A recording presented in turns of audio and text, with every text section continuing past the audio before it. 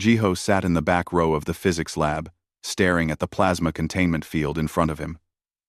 The blue energy swirled inside the glass chamber, like a trapped storm. His best friend Hana sat beside him, taking notes as Professor Vex explained the experiment in her clicking, insect-like voice. "This plasma is superheated matter," the professor said, her antennae twitching. "One mistake, and it could burn through steel in seconds." Jiho barely listened. He felt strange today. His skin was too hot. His chest felt tight, like something was trying to push its way out. He had felt this way for weeks now. But today, it was worse. Much worse. The year was 2847, and Earth had been part of the Galactic Coalition for 200 years. Aliens and humans went to school together, worked together, lived together. It was normal. Humans were the boring ones in the galaxy. No special powers, no incredible strength, just clever minds and steady hands. That was fine with Jiho. He liked being normal. "Now watch carefully," Professor Vex continued. She pressed a button on her datapad. The containment field flickered. It happened so fast. The field collapsed. The plasma exploded outward in a wave of white-hot energy. Students screamed. Chairs fell as everyone tried to run. But the plasma was faster. It rushed toward a group of students near the front, including 2 young Krithian children. Jiho didn't think. He didn't plan. His body moved on its own. He jumped from his seat and ran forward. The heat hit him like a wall, but he didn't stop. He reached the students just as the plasma was about to touch them. He opened his mouth to scream a warning. But what came out was not a scream. Fire erupted from his throat. Pure white flames poured out of him like a dragon from old Earth stories. The flames met the plasma and consumed it, eating through the energy like it was nothing. The plasma disappeared. The fire kept going, shooting across the room and scorching the ceiling black. Then it stopped. Jiho fell to his knees, smoke rising from his lips. His throat didn't hurt. His lungs felt fine. But the room was silent. Everyone stared at him. 50 students and 1 teacher, all frozen in shock. "That's impossible," Professor Vex whispered. "Humans can't do that. They don't have the biology for it." Hana rushed to Jiho's side. "Are you okay? What did you? Jiho looked at his hands. They were shaking. The emergency alarm started blaring. Medical drones flew into the room. Security officers in powered armor appeared at the doors. Within minutes, Jiho was surrounded. They took him to the medical bay. Doctors and scientists crowded around him, scanning him with machines, asking him questions he couldn't answer. The scans showed something that made them all go quiet.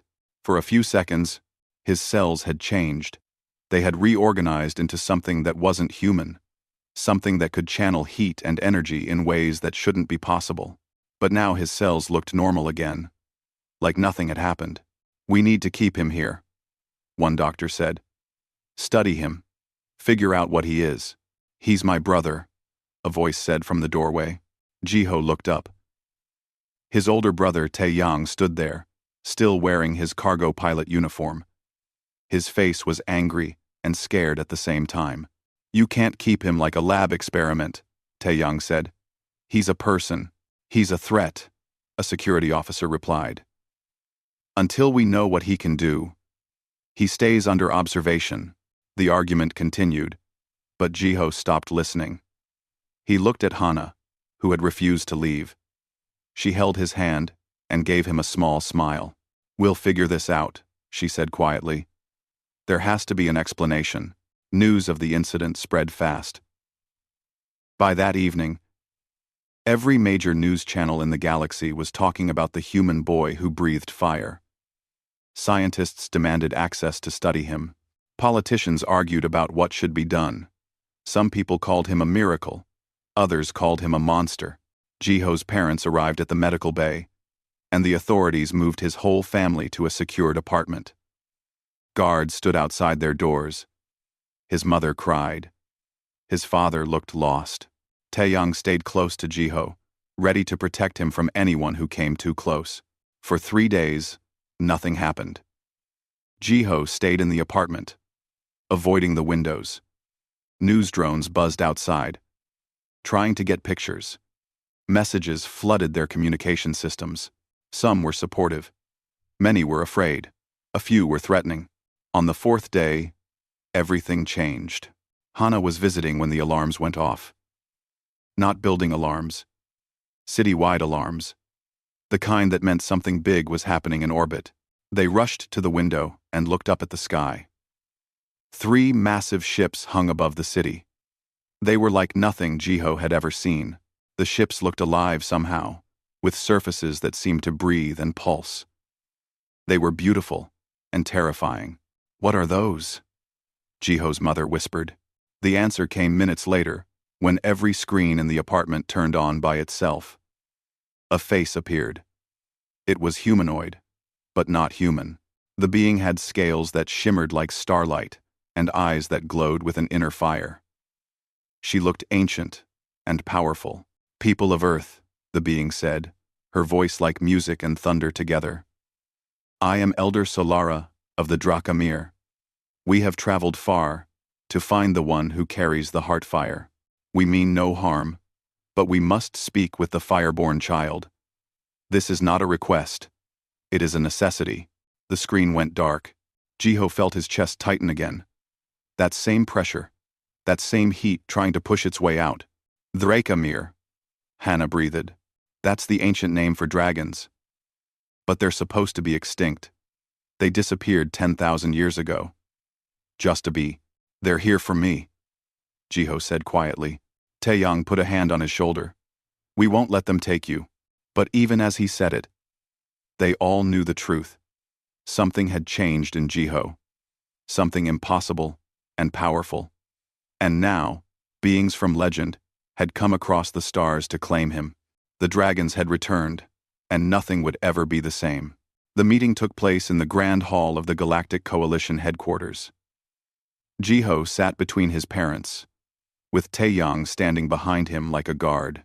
Hana had somehow convinced the authorities to let her attend as a xenobiology student. Armed soldiers lined the walls, as if they could stop whatever was about to happen. 3 beings entered the hall.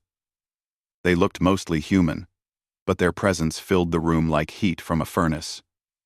Elder Solara walked in front, her scales catching the light in rainbow colors. Behind her came a tall male with dark red scales and sharp eyes that seemed to see everything. The third was younger, a female with silver blue scales who looked around with open curiosity. "I am Elder Solara," the dragon woman said, her voice calm and powerful.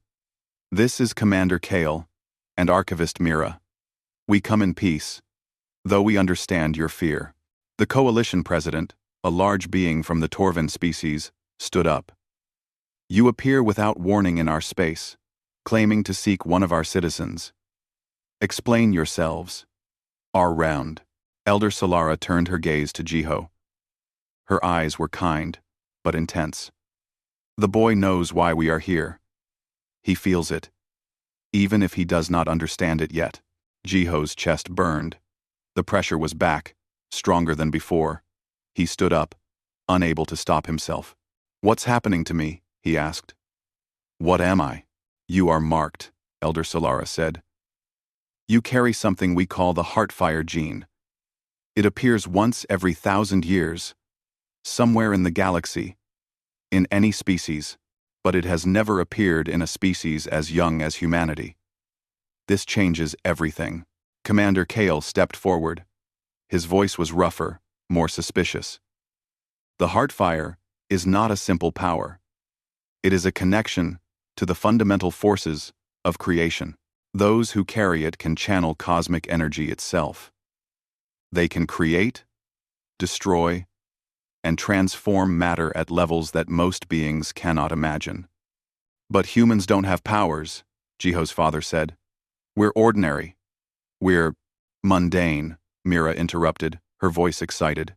"Yes, that's what makes this so fascinating. The Heartfire has never chosen a mundane species before. It means something. The universe is trying to tell us something. Hana leaned forward. You said dragons breathe fire. Is that the same thing? Elder Solara smiled slightly. Dragons do not breathe fire. That is a misunderstanding. We channel it. We pull energy from the cosmic fire that burns at the heart of creation. The Heartfire gene allows certain individuals to do this naturally. Most dragons spend centuries learning to touch even a fraction of this power. But those born with the mark, they can become something far greater, or far more dangerous, Commander Kale added. The last Heartfire wielder who lost control destroyed an entire star cluster. Billions died. We had to kill one of our own to stop the destruction. The hall went silent. You want to take my son away? Jiho's mother said, her voice shaking. To train him. To turn him into a weapon. To save him, Elder Solara corrected. And to save everyone around him. The power will grow whether we train it or not. Without control, he will burn. His body will consume itself in a supernova of energy. Or worse, he will lose himself to the fire and become pure destruction. Jiho felt sick. How long do I have? Months, perhaps. Maybe less. Elder Solara's expression was sympathetic. The fire will not wait. It will demand release. You have already felt it growing, yes? The heat, the pressure, the need. Jiho nodded slowly. He had felt it for weeks, getting stronger every day. There has to be another way, Taeyang said. Human doctors, human scientists, know nothing of this, Commander Kale interrupted. You are a young species. You have achieved much, but this is beyond you. The boy must come with us, or he will die. There is no other option. Then I'm going too, Taeyang said immediately. As am I, Hana added. If this is real, if he really has this power, then he'll need people he trusts around him. Commander Kale looked annoyed, but Mira smiled. I think that's wonderful. We can learn from each other. The coalition president cleared his throat. We cannot simply allow a coalition citizen to be taken off-world without oversight. If training must happen, we will send observers. Agreed, Elder Solara said. But understand this. What we teach cannot be shared freely. The knowledge of Heartfire is dangerous. In the wrong hands, it could destroy worlds.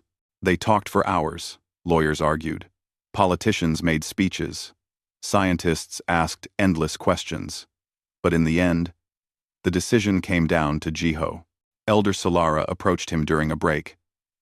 She sat beside him, and for a moment, she looked tired, ancient. You are afraid, she said quietly. Everyone is treating me like I'm going to explode, Jiho said.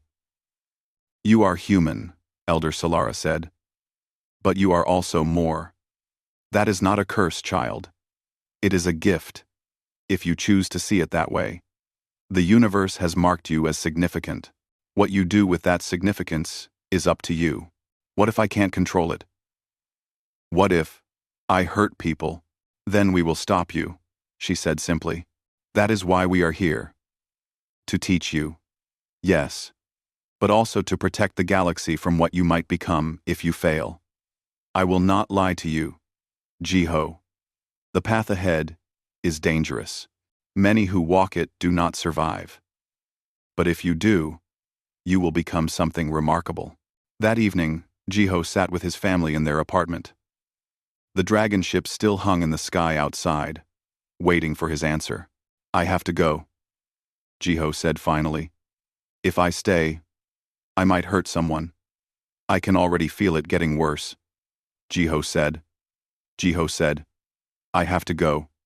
Jiho said. Jiho said. His mother cried.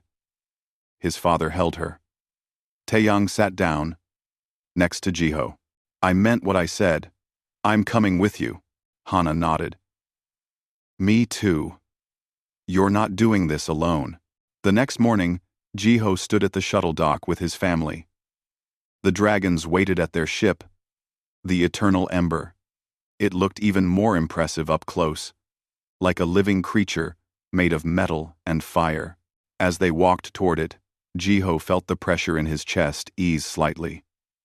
The fire recognized its home. "Welcome," Elder Solara said, gesturing to the ship. "Your training begins now. But first, you must understand something important. The fire you carry is not yours alone. It belongs to the universe itself. You are simply its vessel, its voice. Learn to listen to it, and you will find your path." End 1. Like find in Distan. And will sense people. People sense. And will sense people. Jiho, Taeyang, and Hana boarded the ship. The coalition observers followed. The doors closed behind them. As the Eternal Ember pulled away from Earth, Jiho looked out the window at his home planet growing smaller. He didn't know if he would ever return. He didn't know if he would survive what came next, but the fire inside him burned bright, and for the first time since it had awakened, it didn't feel like a threat. It felt like a promise. The Eternal Ember was alive. Jiho felt it the moment he stepped into the ship's corridors. The walls pulsed with a gentle rhythm, like a heartbeat. The air was warm and smelled like cinnamon and smoke. When he touched a wall, it was smooth but not quite solid, as if it might shift if he pressed hard enough. "The ship is grown, not built," Mira explained, walking beside him. "It takes 300 years to mature a vessel like this. It responds to our needs, our emotions. You'll feel it more as your training progresses." Taeyang looked around with wide eyes. "This is incredible. Our ships are just metal and circuits." "Your ships serve their purpose," Commander Kale said from behind them. "But a dragon vessel is a partner, not a tool." They were led to their quarters. Jiho's room was simple but comfortable.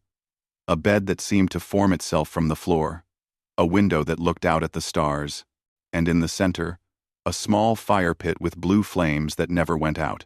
"For meditation," Elder Solara said, "you must learn to sit with fire before you can command it." That evening, Jiho met the other students. There were 5 dragons in training, ranging from young to ancient by dragon standards. But the one who surprised him most was another human. "I'm Woojin," the boy said, shaking Jiho's hand. He looked about 16, with nervous energy and quick eyes. "I'm from Busan. They found me 3 months ago, when I accidentally melted my family's cooking stove." "You have fire powers too?" Jiho asked. "Barely," Woojin said, looking down. "Nothing like what you did. I can heat my hands enough to start a campfire, maybe. The dragons say I have a minor affinity. Not the full heartfire gene like you." A female dragon approached them. She had dark green scales and a proud expression. "I am Nari. I have trained here for 15 years. Do not expect special treatment just because you are the first human with the mark. Many fail this training." She walked away before Jiho could respond. "She's been working her whole life for this," Woojin whispered. "And then you show up and have more power in your first week than she'll have in a lifetime. She's not happy about it." The training began the next day. Elder Solara took Jiho to a meditation chamber deep in the ship. The room was empty, except for a single flame floating in the center. "Sit," she instructed. "Watch the flame. Do not try to control it. Do not try to touch it with your power. Simply watch." Jiho sat for hours. The flame danced and moved. Sometimes it grew bright. Sometimes it dimmed. He felt the fire in his chest trying to reach out to it, but he held back as instructed. "Fire is not a weapon," Elder Solara said. "It is not a tool. Fire is transformation. It is the space between what was and what will be. To command fire, you must understand that everything burns, and everything that burns becomes something new." Days passed. Jiho meditated with the flame. He learned breathing exercises that helped him control the pressure in his chest. Slowly, He began to understand what the dragons meant. The fire wasn't trying to destroy him. It was trying to teach him. Meanwhile, Hana spent her time with the ship's biotechnicians, learning how the eternal ember functioned. Taeyang trained with the dragon warriors, learning their combat techniques. Even the coalition observers seemed caught up in the wonder of it all. On the 10th day, Elder Solara gathered all the students in a large chamber. A hologram appeared in the center, showing Earth as it looked thousands of years ago. "It is time you learned the truth," she said. "Dragons did not discover Earth recently. We visited your world long ago, during the time your people call the Age of Myths and Legends." The hologram shifted, showing dragons walking among ancient humans, teaching them, living with them. "We saw potential in your species," Elder Solara continued. "Your creativity, your resilience, your refusal to accept limits. So we left gifts behind. We altered certain bloodlines, planting seeds of the Heartfire gene. We hoped that one day, maybe thousands of years in the future, the spark might ignite." Jiho felt cold despite the warm room. "You experimented on humans?" "We gave humans a chance," Commander Kale corrected. "The gene is not active unless the universe itself calls it forth. We did not create you, Jiho. We simply made it possible for the universe to choose you." "That's insane," Taeyang said angrily. "You had no right." "Perhaps not," Elder Solara agreed. "But it is done. And now we must live with the consequences. Jiho is not fully human anymore. He is a bridge between our species. What he becomes will determine how the galaxy views both dragons and humans for generations to come." The weight of those words settled on Jiho like a physical thing. He was carrying the future of his entire species on his shoulders. That night, Jiho couldn't sleep. He went to the observation deck and found Nari there, watching the stars. "Can't sleep either?" he asked. She glanced at him. "I was thinking about the trial of ashes." "What's that?" "The final test," Nari said. "To prove you can truly control the Heartfire, you must dive into a dying star and emerge reborn. Only 1 in 1,000 dragon candidates survive it. For a human, even one with the mark." She shook her head. "It should be impossible, but I have to do it," Jiho said quietly. "Yes. And when you fail, I will take your place." There was no cruelty in her voice, just certainty. 2 weeks into training, Woojin approached Jiho during a meditation session. "I need to show you something," he said quietly. He led Jiho to an empty training room and held out his hand. Small flames appeared in his palm, but they looked wrong. They were a sickly green color and gave off no heat. "It's getting worse," Woojin said, his voice shaking. "My fire used to be orange. Now it's this. The teachers won't tell me what's wrong, but I can see they're worried." And, before Jiho could respond, alarms blared throughout the ship. Red lights flashed. Commander Kale's voice echoed through the corridors. "All students to your quarters. We are under attack." Jiho ran to the observation deck and saw ships surrounding the Eternal Ember. They were human ships, military vessels. And they were firing. "What's happening?" Hana appeared beside him, out of breath. "I don't know," Jiho said. But deep down, he had a terrible feeling he did know. Someone from Earth had decided that dragons and Heartfire wielders were too dangerous to exist.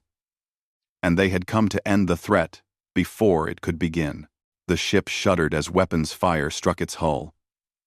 The living vessel cried out in pain, a sound that made Jiho's teeth ache. His training had barely started. He didn't know how to control his power. But as he watched the ship's attack, as he felt the Eternal Ember suffering, the fire in his chest roared to life. Maybe it was time to stop learning and start fighting. The attack lasted only minutes, but it felt like hours. The human ships fired strange weapons that made the Eternal Ember scream. Elder Solara ordered everyone to the ship's core, where the living vessel could protect them best. By the time they arrived, the attack had stopped. "Damage report." "Commander," Kale demanded. Minor hull breaches, a Dragon technician reported. But they used some kind of biological weapon. It's making the ship sick. We need time to heal. Why would humans attack? Mira asked, confusion in her voice. We have permission from the Coalition. Elder Solara's expression was grim. Not all humans agree with that permission. A message came through on the ship's communication system. A human face appeared on the screen. He was older, with gray hair and cold eyes. He wore an admiral's uniform. I am Admiral Kang of Earth's Defense Fleet, the man said. I speak for the Purity Front, a coalition of humans who believe our species must remain untainted by alien influence. The Dragon experiments on human genetics thousands of years ago were a violation. We will not allow their corruption to spread. This is insane, Taeyang muttered. Admiral Kang continued. We demand the return of all human citizens aboard the Dragon vessel. If you refuse, we will consider it an act of war against humanity. The transmission ended. They can't do this, Hana said. But Commander KL shook his head. The coalition is made up of many species, each with their own interests. Some will support Earth. Some will support us. While they argue and debate, the Purity Front will act. Elder Solara looked at Jiho. This is your choice. If you wish to return to Earth, we will not stop you. Jiho felt the eyes of everyone on him. Woojin stood nearby, his face pale. The other human students looked terrified. Even Nari was watching him carefully. If I go back, I'll lose control eventually, Jiho said. I'll hurt people. That's what they're afraid of, but leaving will make it happen faster. Taeyang and Hana nodded in agreement. Then we continue, Elder Solara said. But we must be careful. The Purity Front will not give up easily. Over the next week, tensions grew. More human ships appeared near the Eternal Ember. They didn't attack, but they watched. Waited. News from Earth showed protests and riots. Some humans supported Jiho and the Dragon training. Others called for his execution. Jiho tried to focus on his training. He was getting better at controlling the fire. He could summon small flames now without losing control. But the pressure in his chest was still growing. Elder Solara said it was time to prepare for the Trial of Ashes. You are advancing faster than any student I have ever seen, she told him. But speed can be dangerous. The trial requires perfect control and complete surrender. At the same time, it is a paradox that many cannot solve. When do I take the trial? Jiho asked. Soon, perhaps too soon. But the fire will not wait for you to be ready. It will demand its due. That night, everything changed. Jiho woke to the sound of explosions. The ship was under attack again. But this time it was different. The attackers were inside. Boarding parties had somehow breached the hull. He ran into the corridor and found chaos. Dragon warriors fought against soldiers in advanced armor. Weapons fire lit up the darkness. Taeyang appeared, bleeding from a cut on his arm. They're after the students, Taeyang shouted. They're trying to kidnap Woojin and the others. Jiho ran toward the student quarters. He found Hana there, trying to seal the doors. But armed soldiers were cutting through with plasma torches. Get back! Jiho yelled. He felt the fire rise in his chest. He opened his mouth and white flames poured out, driving the soldiers back. But more kept coming. In the confusion, he heard screaming from down the hall. He ran toward the sound and found Nari on the ground, wounded. Woojin was gone. Soldiers were retreating with his unconscious body. They took him. Nari gasped. I tried to stop them. But their weapons. They had something that hurt dragons specifically. Commander Kael arrived with reinforcements, but it was too late. The attackers escaped with Woojin. Elder Solara was found in the meditation chamber, wounded by the same anti-dragon weapons. She would live, but she was weak. As the Eternal Ember limped away from the battle, Jiho sat in his quarters, staring at his hands. He had failed. He had power, but he couldn't save his friend. Hana found him there.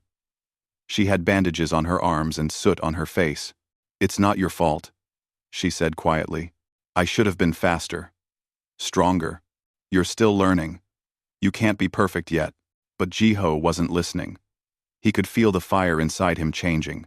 It was darker now. Angrier. He wanted to burn the Purity Front from existence.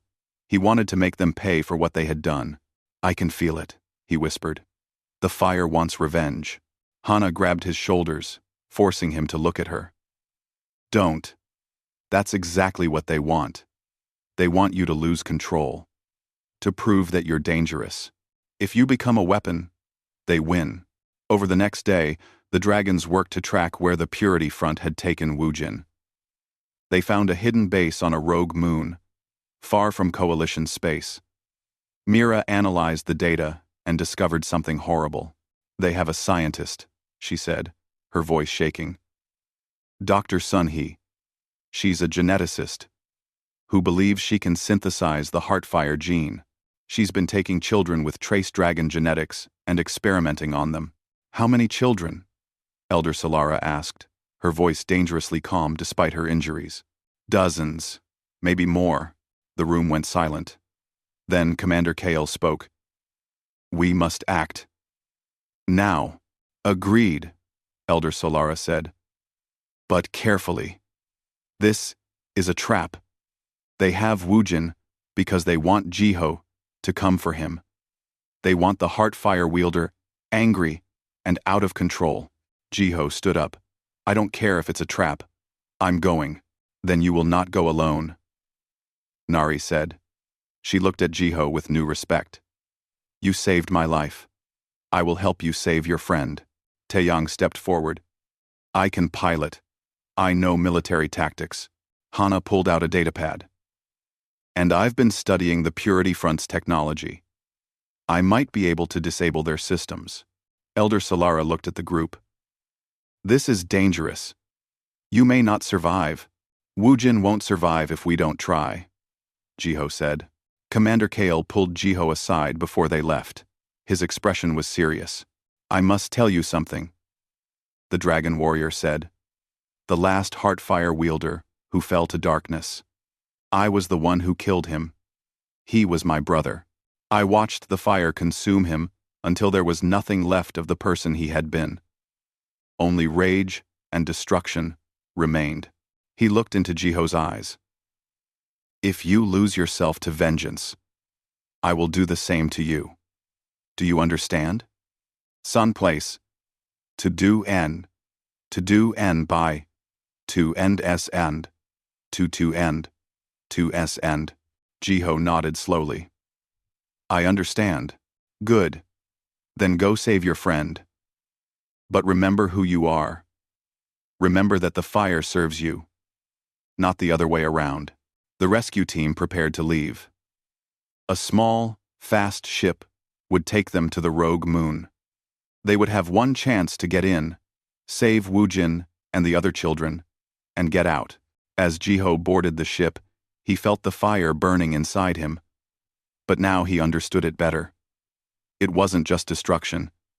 It was also protection. It was the fierce loyalty that made him risk everything for a friend. He would save Wujin. And he would not lose himself in the process.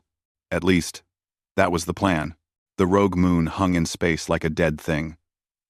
It had no atmosphere, no life, just gray rock and ice. But deep inside it, the Purity Front had built their secret laboratory. That was where they had taken Wujin and the other children. Taeyang piloted the small ship toward the moon's surface. "Can you get us in?" Jiho asked. "Maybe. But we'll have to move fast once we're inside." Taeyang looked back at his brother. "Are you ready for this?" Jiho felt the fire burning in his chest. It was eager, hungry, but he kept it controlled. "I'm ready." Nari checked her weapons. "Remember, we're here to rescue, not to destroy. We get the children out first. Everything else is secondary."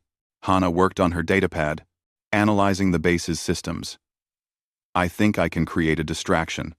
If I can hack their power grid, I can shut down their security for maybe 3 minutes. That's our window. Axer window. They landed on the moon's dark side, using a crater to hide the ship. The team suited up in environmental gear and made their way to a maintenance entrance. Hana's hacking worked.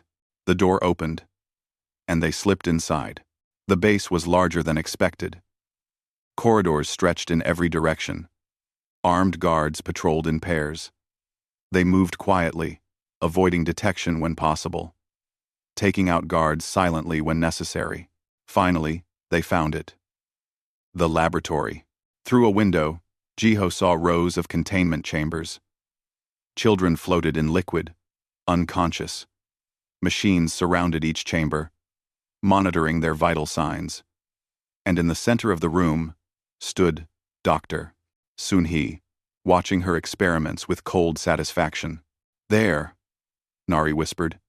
Third chamber from the left, Woojin. But something was wrong with him.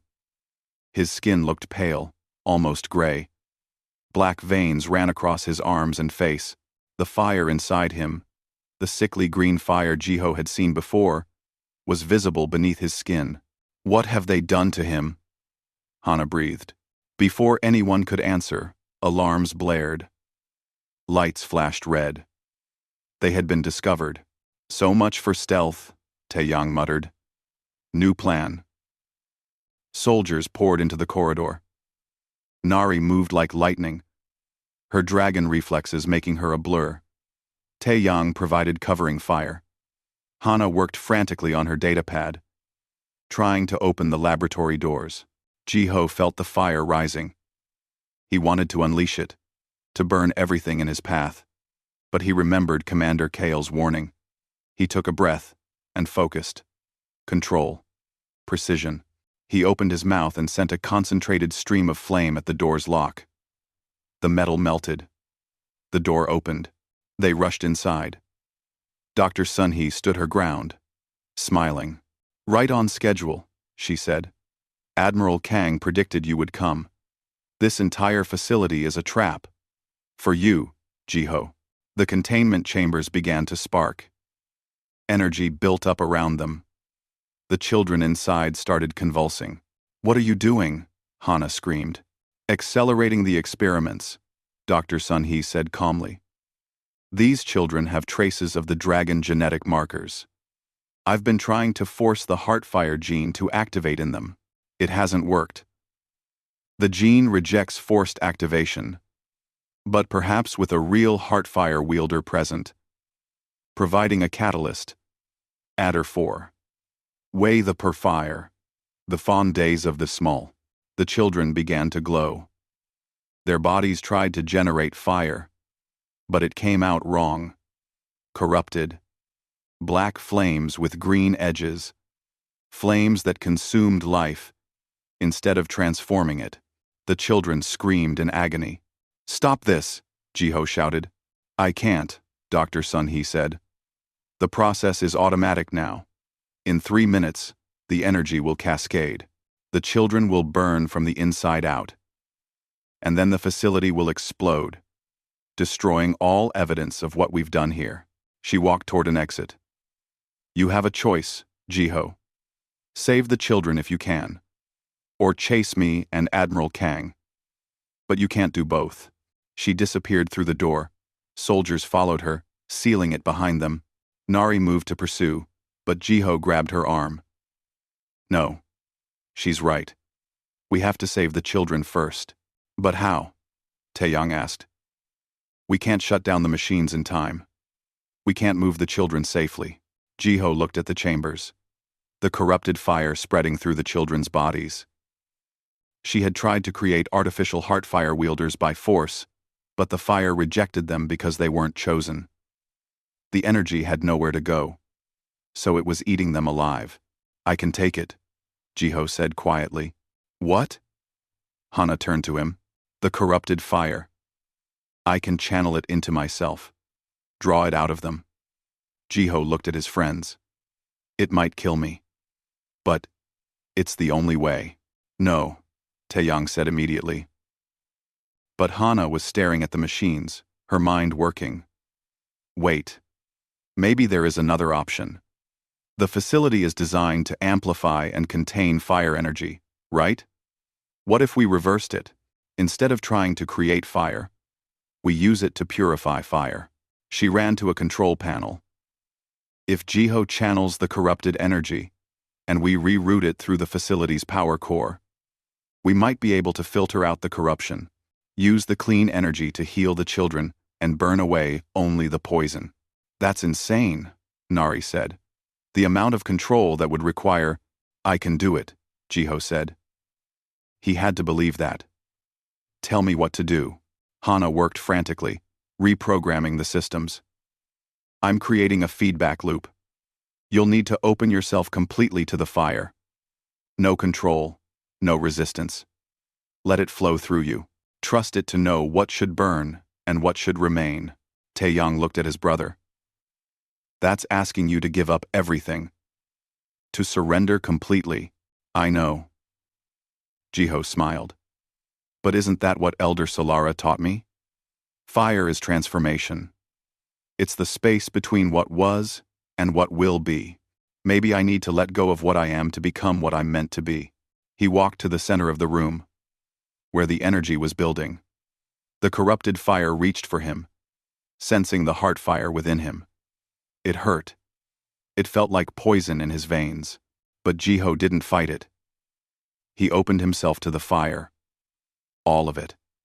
The clean and the corrupt, the healing and the destructive. He became a conduit, letting the energy flow through him into the facility's systems. Hana's modifications worked. The power core began to pulse. The fire passed through it, and the corruption burned away like smoke in wind. What emerged was pure transformation energy, flowing back into the children's chambers. The black flames turned white. The children stopped screaming. Their bodies began to heal, but the strain was too much. Jiho felt his own heart fire gene activating at full power. His body was changing, reorganizing at a cellular level. He was burning, but not with heat, with pure change. Jiho, Hana screamed. He couldn't answer. He was fire now, and fire was him. There was no difference. He understood in that moment what the dragons meant. He wasn't controlling the fire. He was becoming it. And in becoming it, he had to choose what to burn away. The corrupted energy was gone. The children were healing. But there was one more thing to burn. The thing that had driven Dr. Sunhee, Admiral Kang, and the Purity Front. Fear. The fear that humans weren't enough, that they needed to become something else, to matter. And in burning away that fear, Jiho realized he was burning away his own power. The heartfire gene was leaving him, its purpose fulfilled. He had been the catalyst, the bridge, but now the bridge had served its function. He collapsed. The fire went out. When he woke, he was in the ship. Taeyang was piloting them away from the moon. The base was destroyed, but the children were safe, sleeping in emergency medical pods. Woojin was pale but breathing normally. You did it, Hana said, tears in her eyes. You saved them all. Jiho tried to feel for the fire inside him. It was gone. Completely gone. He was fully human again. The heart fire, he whispered. Nari knelt beside him. You burned it away, used it all up. I've never seen anything like it. You didn't just control the fire. You understood what it was for. Over the following months, things slowly returned to normal. Admiral Kang and Dr. Sunhee were arrested by coalition forces. The Purity Front disbanded, their leaders facing trial. The children recovered, though none of them retained any fire powers. They were human again, just like Jiho. The dragons returned to their territories, but Elder Solara visited Earth one last time. You surprised us all, she told Jiho. They sat in a park in New Seoul, watching the sunset. We thought the heartfire would make you more than human. Instead, you used it to become perfectly human. I don't understand. Jiho said. Power doesn't make you special, Elder Solara explained. Choice does. You chose compassion over revenge. You chose to sacrifice your power to save others. That is not dragon wisdom. That is human wisdom.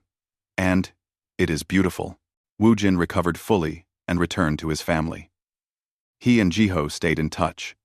Two ordinary humans who had briefly touched something extraordinary. Hana continued her studies, now working with dragon biotechnology to help other species. Taeyang started a transport company that specialized in dragon-human cooperation. And Jiho? He went back to school. Back to being the quiet kid in the back row.